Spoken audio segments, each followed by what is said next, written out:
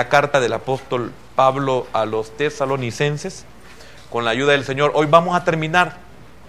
Yo creo que ya lo aburría usted con el arrebatamiento, pero hoy vamos a terminar con la ayuda del Señor, porque ya prácticamente dimos los detalles más convenientes, y podría ser que en determinado momento ya hay una pequeña repetición, pero quiero decirle algo, que yo pasé recibiendo y recibiendo, y que cuesta entender esto.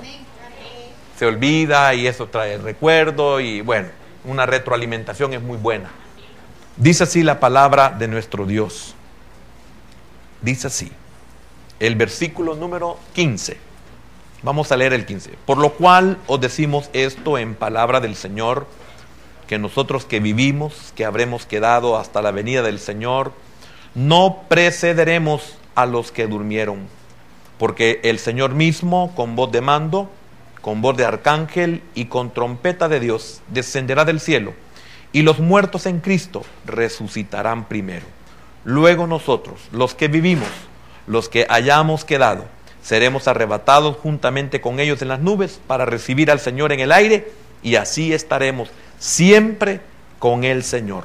Por tanto, alentaos los unos a los otros con estas palabras. Padre bueno y amado, gracias por el privilegio hermoso que tú nos concedes. Dame las fuerzas para poder compartir, enseñar y predicar tu palabra. Solo tú lo puedes hacer, mi bendito Dios. Gracias por este pueblo que siempre busca tu palabra, busca tu adoración, Señor, porque estamos muy agradecidos, porque hemos visto tu mano de fidelidad, de amor y misericordia, así como de compasión y provisión para con nosotros.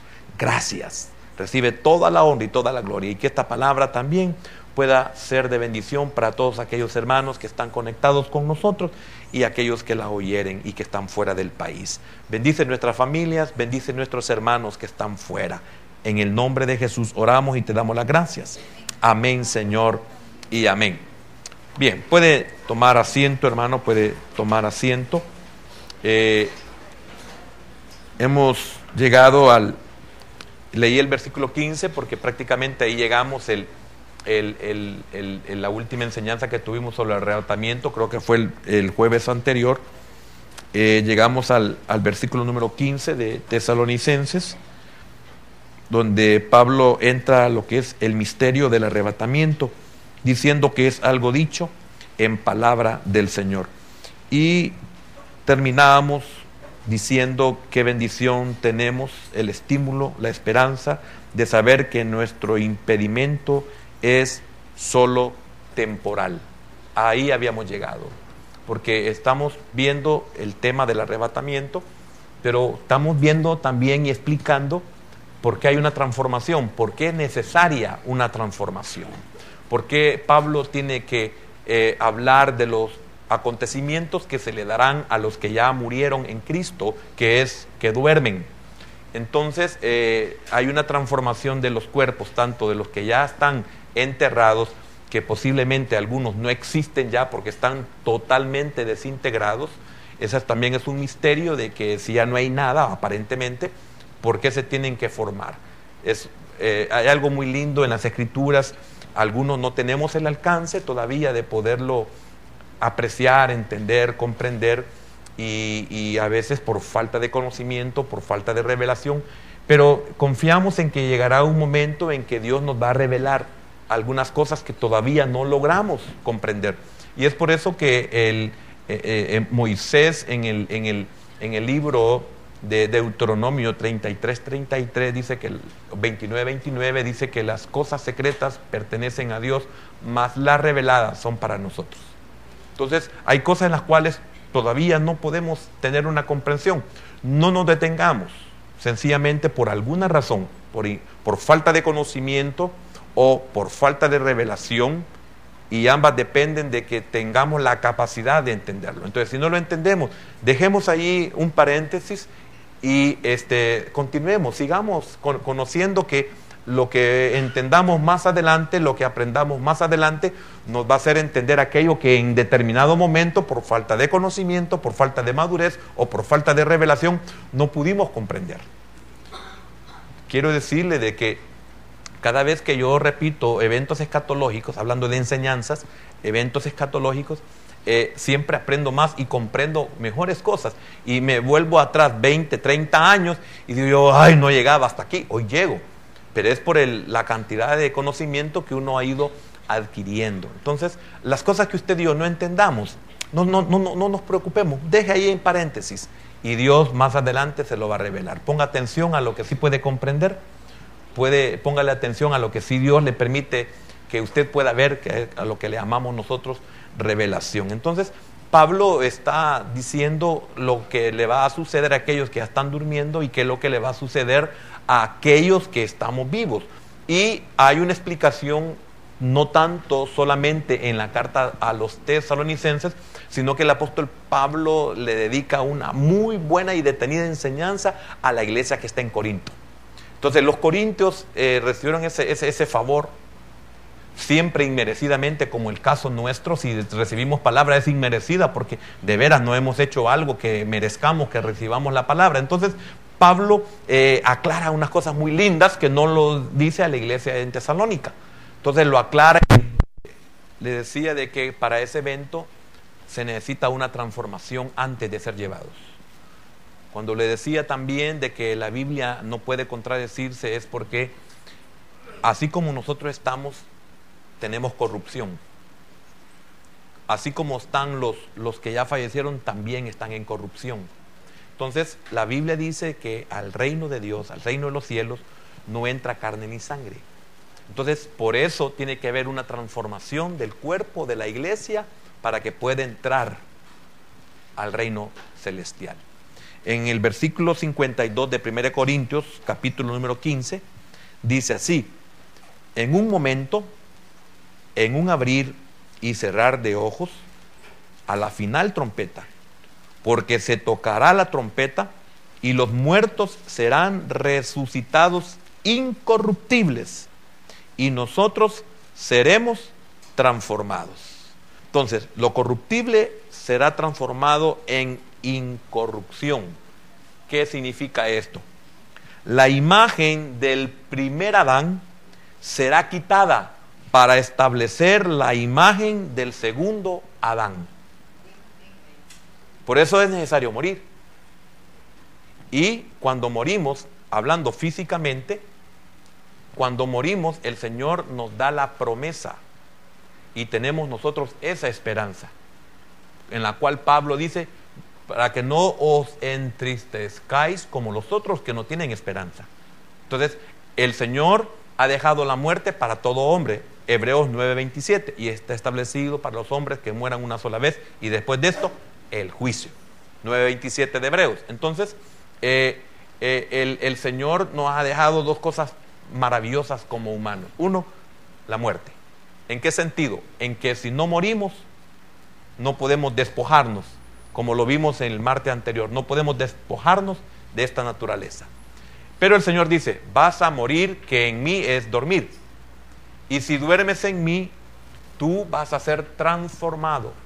Entonces, había una interrogante en la iglesia en Tesalónica de que si el arrebatamiento iba a ser solamente para los creyentes vivos. Entonces Pablo enseña de que no, muertos, dormidos, ¿verdad? Muertos y vivos, ambos van a ser transformados. Solo que primeramente los que ya murieron y después los que estemos con vida para ese momento, también seremos transformados después de ellos. Entonces, la imagen del primer Adán será quitada para establecer la imagen del segundo Adán. Y esto es muy importante saberlo. ¿Por qué?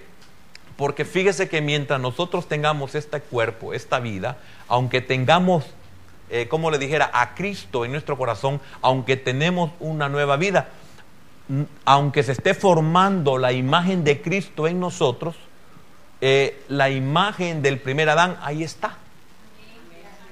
Y solo la muerte y la transformación son las únicas dos cosas que pueden eliminar esa naturaleza. Primero los que ya murieron y después a nosotros los que estemos vivos nos será quitada esa naturaleza. No con la muerte, si estamos vivos, con la muerte de Cristo. esa transformación, el Señor pagó el precio para los que estemos vivos. Y de igual manera, lógico, para los que están muertos, porque también por ellos murió. Lo único que ellos ya se nos adelantaron. Entonces el versículo número 49 dice: y así como hemos traído la imagen del terrenal, traeremos también la imagen del celestial. Entonces no podemos tener la imagen de Cristo en su plenitud si no somos despojados de la imagen del primer Adán. Note, este conocimiento es lo que nos lleva a nosotros a poder prepararnos para ese día de la muerte. Es por eso que nos enfrentamos a la muerte y sabemos que estamos en las manos de la muerte. Nos puede matar en ese momento, valga la redundancia, la muerte. Pero nosotros sabemos, tenemos la esperanza de que lo único que va a destruir es este cuerpo, y ya está destinado para ser destruido. Ya está destinado para ser destruido. ¿Por qué? El Señor fue claro cuando dijo: carne y sangre no heredarán. Y lo dijo Pablo también: carne y sangre no heredará. Entonces es necesario que nosotros podamos morir. El primer Adán tiene que morir para que la vida del segundo, que es el postrer Adán, que es Cristo, pueda manifestarse en toda su plenitud. Nosotros hoy tenemos de Cristo, pero no hay plenitud. Usted puede tener una vida de entrega, usted puede tener una vida de consagración, usted puede tener una vida de obediencia en cuanto a lo que va siguiendo en la palabra, pero siempre hay en usted algo que opaca aquello que Cristo está haciendo en determinado momento. Usted puede no necesariamente haber cometido un pecado, pero hay una situación, una circunstancia que lo entristece. Usted no ha hecho absolutamente nada malo, pero hay una situación que lo deprime. Es porque todavía existe en nosotros esa naturaleza caída. Entonces nunca, jamás podemos vivir una perfección. Nunca. ¿Por qué? Porque está esa naturaleza del primer Adán en nosotros. Y esa primera naturaleza es muerte espiritualmente. No la muerte que quita la vida, no, es muerte. Hay muerte en nosotros. Significa que hay oscuridad en nosotros. Fíjese que cuando le conté lo que aconteció este lunes, ¿sabe qué le estaba diciendo yo a este hermano pastor? No enseñando, no compartiendo. Le decía a este hermano pastor y al diácono que estaba ahí, le decía yo: imagínense qué tremenda es la Escritura cuando saca a luz lo que nosotros somos. Dice: si la luz que en vosotros hay es tinieblas, ¿cuánto más serán las tinieblas? Porque nosotros creemos de que tenemos una vida de santidad, pero dice el Señor: mucho de eso que tú dices es tiniebla.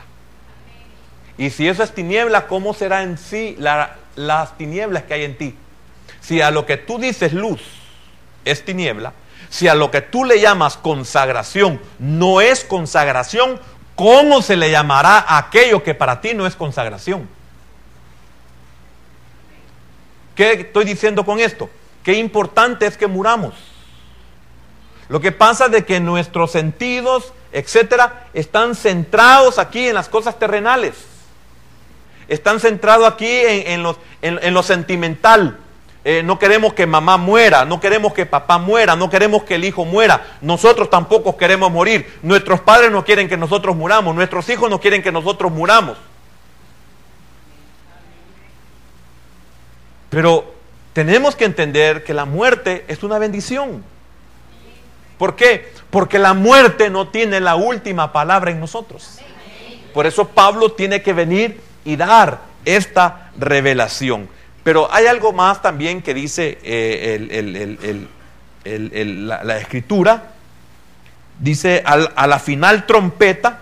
Ya vamos a llegar también al momento en que el apóstol menciona el tiempo. La final trompeta será el anuncio o el medio de anuncio en el cielo nuevo y la tierra nueva. Eso será la trompeta. Los judíos comprendían el significado de esto porque las trompetas siempre sonaron como señal del inicio de una gran fiesta o de otro acontecimiento extraordinario. Entonces, ellos sabían lo que era sonar una trompeta. Así como para nosotros, algo trivial como ejemplo, usted oye una sirena, usted sabe qué significa una sirena. Si usted va manejando, usted sabe que tiene que apartarse primeramente, porque eso va una emergencia. Hay un incendio, hay un herido, etcétera, etcétera, etcétera. Entonces, cuando usted oye una sirena, usted está acostumbrado, usted se aparta o piensa, algo pasa. Usted tiene en su casa, en la oficina, en la empresa, suben a la alarma y todo el mundo sabe que algo está pasando. Entonces, para los judíos, la trompeta, ellos sabían qué significaba la trompeta. Amén. Y los que anotan, eso está en Números 10, versículo 1 al 10. Números 10 o del 1 hasta el 10 los versículos. Y también está vea en primer libro de los Reyes 1:34. Entonces las trompetas se usaron para congregar al pueblo de Dios también. Fíjese bien, las trompetas las usaron para congregar al pueblo de Dios. Ahí está en el mismo libro de Números capítulo 10. Y también para la coronación de los reyes. Por eso está ahí primer libro de los Reyes, capítulo 1 y versículo número 34. Entonces, cuando Pablo ya les ha enseñado qué significan las trompetas en Israel, es que le dice que a la final trompeta. Y nosotros como iglesia es por eso que necesitamos maestros para que nos enseñen por qué trompeta. La trompeta era porque en Israel se congregaba y en las demás naciones también. Con la trompeta se congregaban, con las trompetas anunciaban la coronación de un rey, con las trompetas anunciaban el inicio de una gran fiesta, una gran conmemoración, con las trompetas también se preparaban para ir a la batalla. Cada quien sabía qué significaba el ruido, el sonido de la trompeta. Amén. El rapto de la iglesia no solo nos transforma, sino que da la bienvenida a Cristo como el futuro rey de la tierra. Él viene como rey de reyes. Entonces, esa trompeta no solamente anuncia el rapto de la iglesia, sino que también anuncia la venida o la bienvenida, mejor dicho, la bienvenida de Cristo a la tierra como rey. Entonces, cuando usted lea la trompeta, acuérdese para qué servía la trompeta. Amén. Ahora, como rey anunciaba. Mire qué tremendo, porque esto se le reveló al hombre que estaba en la cruz, el malhechor, el asaltante, el ladrón, etcétera, etcétera, que estaba a un lado de la cruz de Cristo. Se le reveló cuando en Lucas capítulo número 23 y versículo número 42 expresa: y dijo a Jesús, acuérdate de mí cuando vengas en tu reino. Cuando vengas en tu reino, cuando vengas a reinar. Entonces la trompeta le da no solamente la señal de que la iglesia va a ser raptada, va a ser quitada y transformada, sino que también el anuncio de un gran evento. Y ese gran evento primeramente es que Él viene a reinar. Y segundo, que su pueblo es transformado. Qué maravilloso, ¿verdad? Entonces dice el apóstol Pablo en el versículo 52, en un momento. Fíjese bien lo que está diciendo Pablo. En un momento, en un abrir y cerrar de ojos. Y repite, a la final trompeta. Ok, en un momento.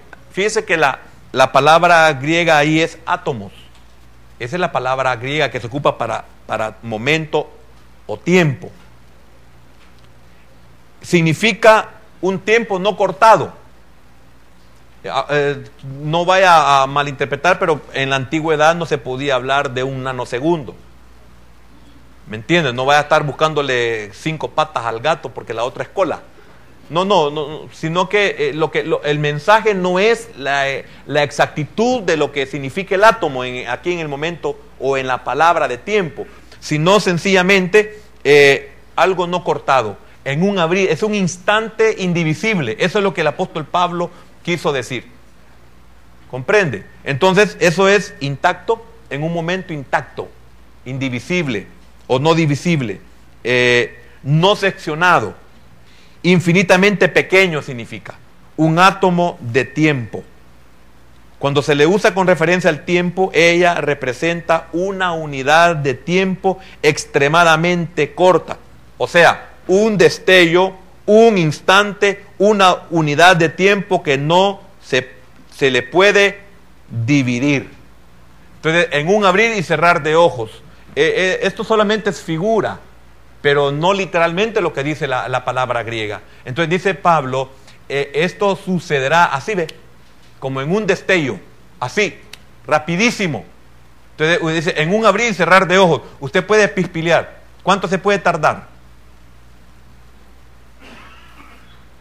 Un nanosegundo. Que se puede dividir, etcétera. ¿Cuánto se puede? Pero veámoslo sin la matemática, sin la ingeniería o sin ninguna de esas cosas. ¿Cuánto puede tardarse usted en pispilear? Increíble. Pues así. Y qué tremendo, porque hemos aprendido de que el arrebatamiento no tiene señales para que acontezca. Significa que nosotros sabemos que en un instante en que el menos esperamos o nos imaginamos, en ese instante es el arrebatamiento. En un abrir y cerrar de ojos, a la final trompeta. Versículo número 54.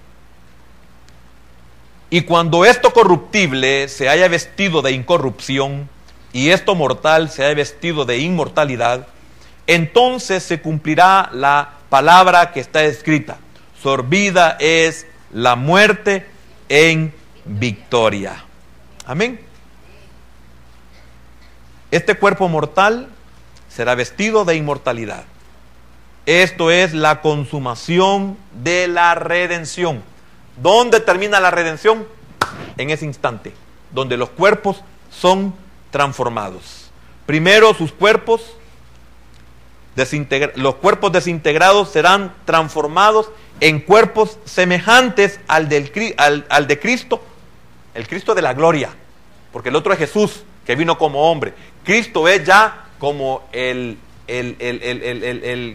glorificado. Amén. Ahora,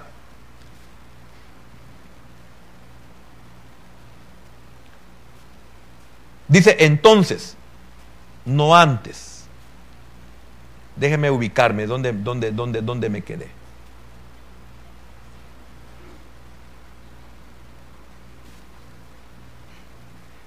Estoy hablando de la transformación del cuerpo, semejante al de Cristo de la gloria. Aquí me estaba tratando de recordar esto. Al principio lo dije. Hay un misterio en cuanto al cuerpo, porque no sabemos qué pasó con el cuerpo.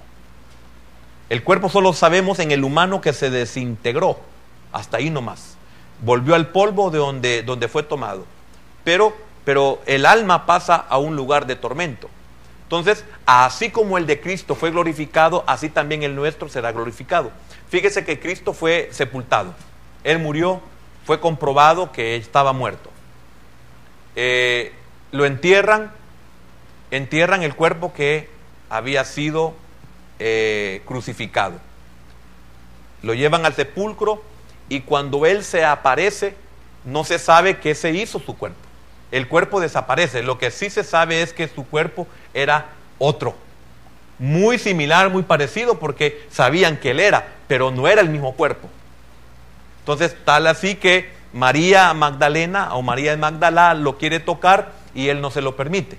No, ¿por qué? Porque ya no soy Jesús, hoy soy Cristo. Entonces, ya no me puedes tocar, la relación cambia. Hoy soy glorioso, tú estás en un estado de bajeza. Y hasta que ese estado de bajeza sea totalmente quitado de ti, hasta entonces puedes tener una relación conmigo como debe de ser. ¿Comprende eso? Ok.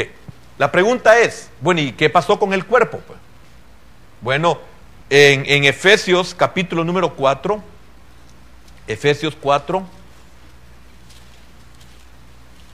capítulo número 4, versículo número 9.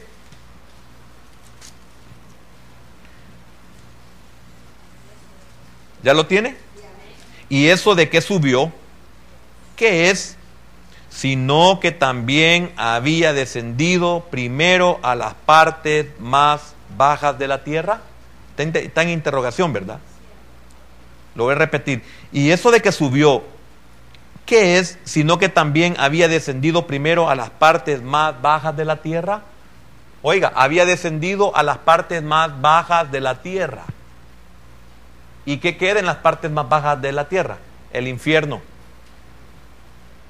el infierno que no varía nada en lo que es el lago de fuego y azufre, es el infierno, el centro de la tierra, no es el definitivo.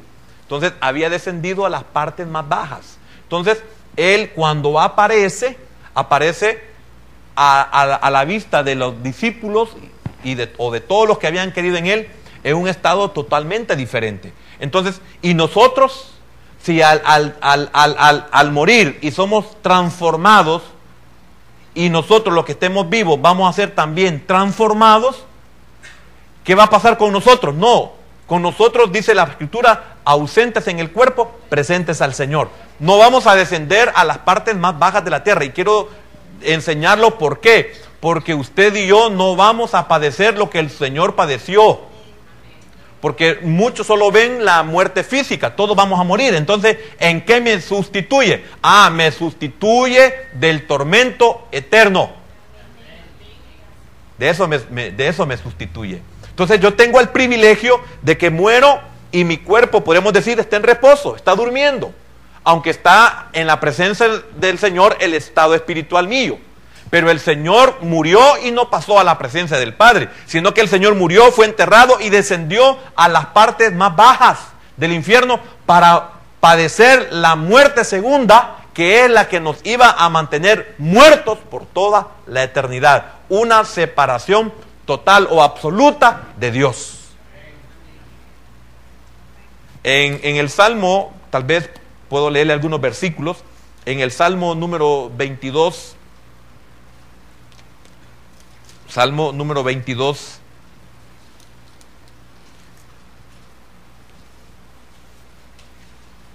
este acontecimiento es un salmo de David, pero es un salmo mesiánico, significa que solo es figura en David, pero es una realidad en Cristo. En el versículo, voy a comenzar en el versículo número 7. Esto pasó en la cruz, los enemigos de él, en la cruz, principalmente el diablo y sus demonios, pero también cuando desciende las partes más bajas de la tierra. Oiga lo que dice: todos los que me ven me escarnecen, estiran la boca, menean la cabeza, diciendo, se encomendó a Jehová, líbrele él. Así decían los que estaban abajo de la cruz. ¿Comprende? Y así dijo también el otro que no se salvó, estando en la misma condición del otro ladrón, que lo pudo reconocer como rey, y que le dijo, acuérdate de mí cuando vengas en tu reino. Entonces, si eres hijo de Dios, sálvate a ti mismo y sálvanos a nosotros. Mire la diferencia. Ok, en el 9.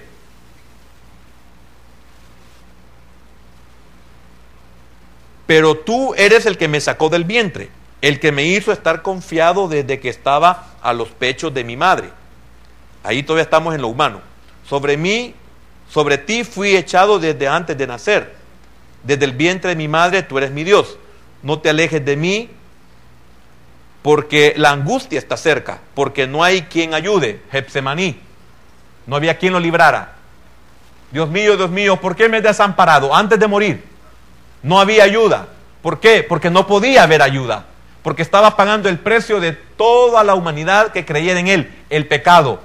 Entonces no podía haber auxilio, no podía haber ayuda. Podía haber únicamente ángeles que lo fortalecieran, pero no que le ayudaran. ¿Por qué? Él le dijo, Padre, ¿puedo pasar de mí esta copa? Pero cuando hubo silencio de parte del Padre, pero no se haga conforme a mi voluntad, sino conforme a la tuya. Estoy dispuesto a pagar el precio. Hasta ahí en lo humano. Sigamos. En el versículo número 12, aquí ya comienza algo diferente. Me han rodeado muchos toros, fuertes toros de Basán me han cercado, son demonios, son huestes, son potestades. Abrieron sobre mí su boca como león rapaz y rugiente. He sido derramado como aguas y todos mis huesos se descoyuntaron. Oiga esto, mi corazón fue como cera. Se derritió, ¿verdad? Oiga, derritiéndose en medio de mis entrañas. Ahora, yo quiero preguntarle, veámoslo literalmente en el cuerpo de Cristo. ¿En qué momento su corazón se derritió si él estaba con su cuerpo completo? ¿Cómo es que se derritió junto con sus entrañas? Si ahí estaba el cuerpo y después fue enterrado y a los 3 días no podía desaparecer el cuerpo. Porque usted entierra a una persona, aunque no la prepare, En 3 días no desaparece, no se derrite, se puede hinchar, etcétera, etcétera, por la putrefacción que se está dando, pero no puede desaparecer. Entonces, ¿en qué momento fue esto? Sigo. En el 15, como un tiesto se secó mi vigor, y mi lengua se pegó a mi paladar. Me has puesto en el polvo de la muerte, porque perros me han rodeado, me han cercado cuadrilla de malignos, horadaron mis manos y mis pies, contar, etcétera. Ahí está hablando de 2 cosas. Está hablando de cosas, acontecimientos antes de su muerte y de acontecimientos que se dieron después de su muerte. Ahora, vayamos al Salmo 139. El Salmo 139.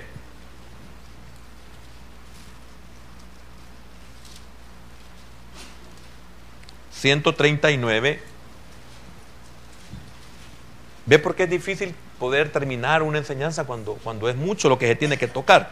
Salmo 139, desde el versículo número 13. La misma explicación del Salmo 22. Oiga lo que dice aquí. Siempre Salmo de David. Porque tú formaste mis entrañas, tú me hiciste en el vientre de mi madre. Te alabaré porque formidables, maravillosas son tus obras. Estoy maravillado y mi alma lo sabe muy bien. Oiga el 15 en adelante. No fue encubierto de ti mi cuerpo, bien que en oculto fui formado y entretejido en lo más profundo de la tierra. Y que entonces no es el vientre de María, su madre. ¿Comprende? Ahora, ve que la transformación es el producto de el precio que Él pagó. Porque lo que estamos leyendo es lo que nos esperaba a nosotros por haber sido pecadores.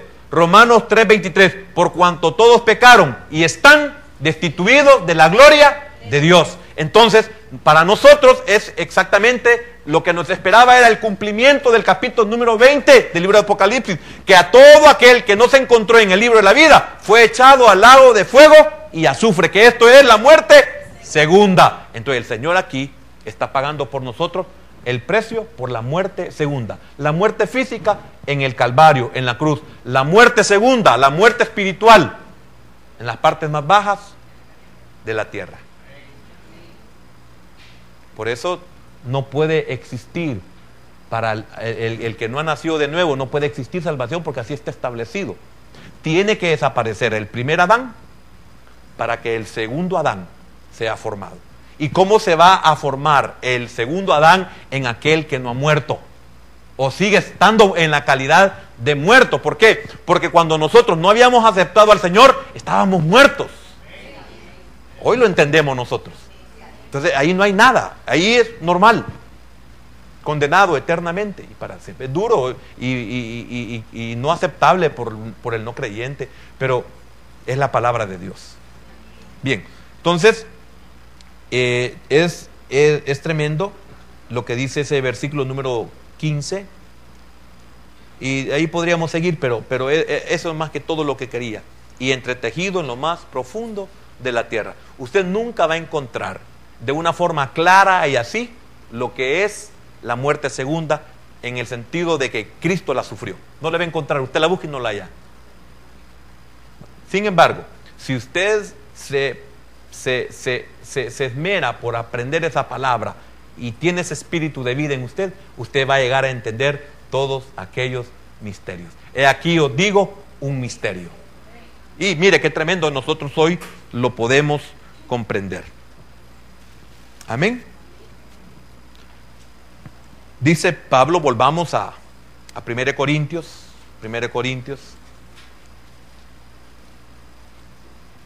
capítulo 15.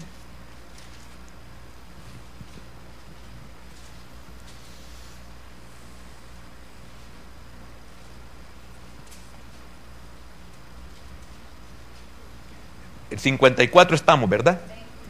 Solo vamos a ver un pedacito del entonces.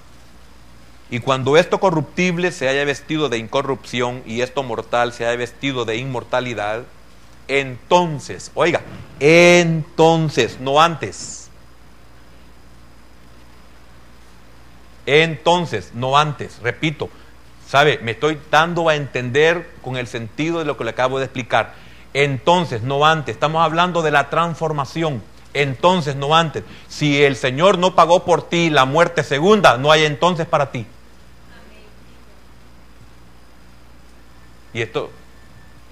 Y esto hoy es diferente porque mire, de los de a 5,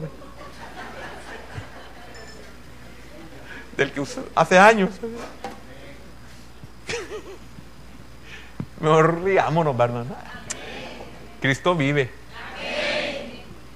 Entonces, entonces y no antes. Repito el versículo 54. Entonces se cumplirá. Oiga, no antes. Si no hay transformación, no se cumple. Es duro, ¿verdad, hermano? Porque ¿sabe qué dice la gente? No, es que no, mire, un momento. Es que no, eso no puede ser de Dios. Y Dios es bueno. ¿Y cómo le hacemos entender nosotros a la gente? No, mire, si yo hago buenas obras. Así es. Efesios 4:8, ¿qué dice? 2:8. No por obras, para que nadie se gloríe. Entonces se cumplirá. Mira qué tremendo. Entonces se cumplirá la palabra que está escrita. Sorbida es la muerte en victoria. Entonces la muerte tiene un aguijón, tiene aún un aguijón hasta para el creyente. El lunes. Este es el aguijón. Yo no me quiero morir. Para el creyente, no importa quién sea. Repito, la muerte tiene aún un aguijón hasta para el creyente, por cuanto el cuerpo está bajo el poder de ella hasta la resurrección. La muerte tiene poder sobre mí hasta la resurrección. El día de la resurrección es la transformación. Ahí se cumplirá entonces. Sorbida es la muerte en victoria. Después de la resurrección ya no hay nada de qué preocuparnos.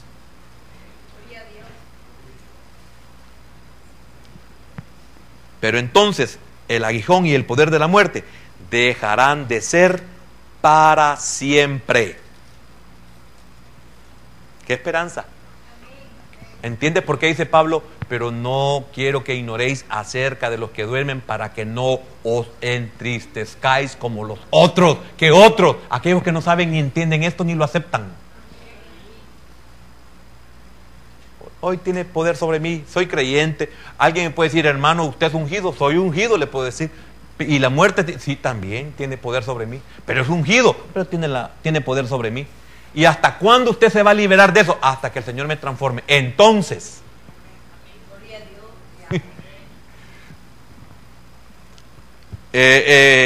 veamos Isaías capítulo número 25. No lo va a encontrar literal, pero mire qué lindo, de ahí lo toma Pablo. Isaías capítulo número 25. No es fácil, yo sé, pero ponga atención y agarre lo que capte. Usted no sabe cuántos años pasé aprendiendo esto yo. Esto no lo aprendí de la noche a la mañana. Esto no lo saqué en Hemphill School. Esto no fue por correspondencia tampoco.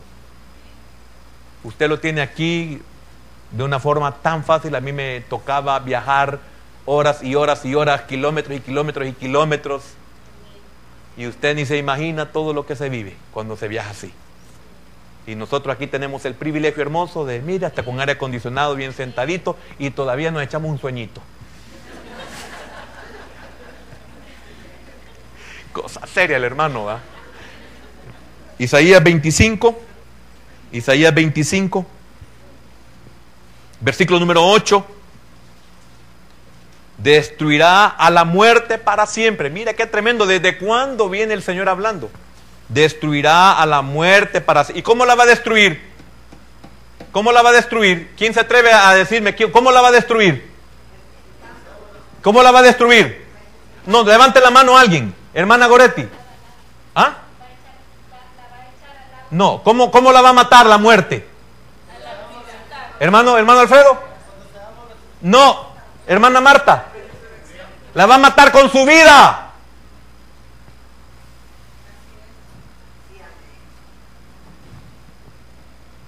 La muerte, la vida de él elimina. Entonces mire qué tremendo lo que dice ahí. Destruirá la muerte para siempre. ¿Cómo la va a destruir? Con su vida. Por eso dice Pablo, ¿dónde está, oh muerte, tu victoria? ¿Dónde, oh tumba, tu aguijón? Sepulcro, tu aguijón. Así es, ¿verdad? Con su vida, él la mató, la destruyó. ¿Por qué? Porque eso ningún humano lo podía hacer. Sigo. Destruirá la muerte para siempre y enjugará Jehová el Señor toda lágrima de todos los rostros y quitará la afrenta de su pueblo de toda la tierra, porque Jehová lo ha dicho. Mire qué tremendo. ¿Desde cuándo viene esto? Sí, se va a acabar. Y Juan lo revela en el libro Apocalipsis. Dice que enjugará toda lágrima, ya no habrá llanto, ni dolor, ni tristeza. Amén. Ahora, aquellos que anotan, si quieren citas bíblicas se las voy a decir rapidísimo, si no ahí lo oyen en internet. Oseas 6:2, capítulo 13, versículo 14, siempre de Oseas. 2 Corintios 5:4, Hebreos 12:14 al 15, Apocalipsis 20:14 y 21:4. Lastimosamente eso los quisiera leer, pero el tiempo se nos va. Veamos por lo menos Apocalipsis. Apocalipsis capítulo 20. Apocalipsis capítulo 20, versículo número 14. Y la muerte y el Hades fueron lanzados al lago de fuego. A esto se refería el hermano. Y la muerte y el Hades fueron lanzados al lago de fuego. Esta es, ¿qué? La muerte segunda. Hermano, en Cristo usted y yo no sufriremos la muerte segunda. Por eso el Señor en Mateo dice, no temáis a los que matan el cuerpo solamente, mas temed a aquel que después de destruir el cuerpo tiene el poder para destruir vuestra alma. Por eso cuando alguien me apunta una pistola, yo sé que lo único que puede hacer es matarme el cuerpo. Es lo más que puede hacer. Y me va a hacer un favor. No estoy buscando la muerte ni reprendo al diablo. No, me refiero, nos va a hacer un favor el día que salgamos de aquí. Ya no vamos a sufrir. Esto fue una verdad allá en el tiempo de la guerra. Llegaron a donde un pastor y no sé si querían, la gente tiene mala interpretación que las iglesias tienen dinero y aquí estamos rogando para que la gente diezme. Llegaron donde el pastor y le dijeron de que si no daba no sé qué, lo iban a matar, porque así era antes, despojaban y todo. Entonces no se sabe quién lo hizo, pero fueron y el pastor le dice, mire, ¿de dónde voy a agarrar? Entonces te vamos a matar, mire, mejor mátenme porque un favor me van a hacer, dijo. Esta vida no es una vida grata, esta vida no es felicidad, así que un favor, mátenme ya. Usted está sufriendo, le dijo el líder del grupo. Sí, le dijo, pues siga sufriendo, le dijo.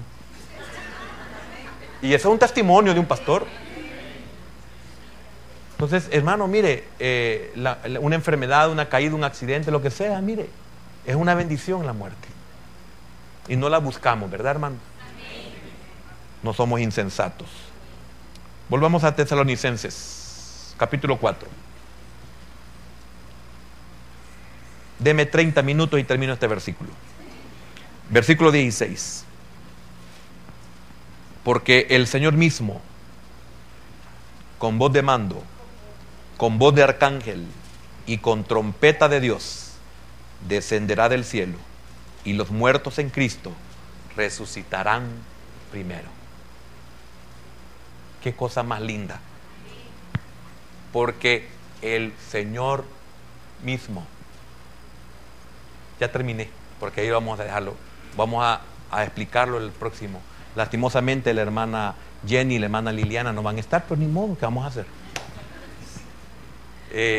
Mire qué maravilloso esto. El Señor mismo, mire Pablo, el Señor mismo, Dios mismo. Fíjense que la salvación del hombre, el Señor no la depositó en ningún ser creado. Yo le pregunto, piense esto, ¿qué tan especiales somos para que el Señor mismo se haya hecho hombre para podernos salvar?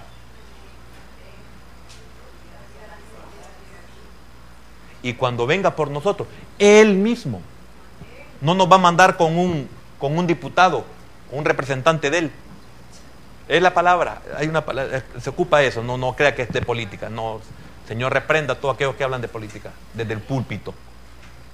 Pero óigame, no manda un representante, no manda un ángel, no, el arcángel va a anunciar, pero Él vendrá por usted y por mí. Amén, vamos, amén.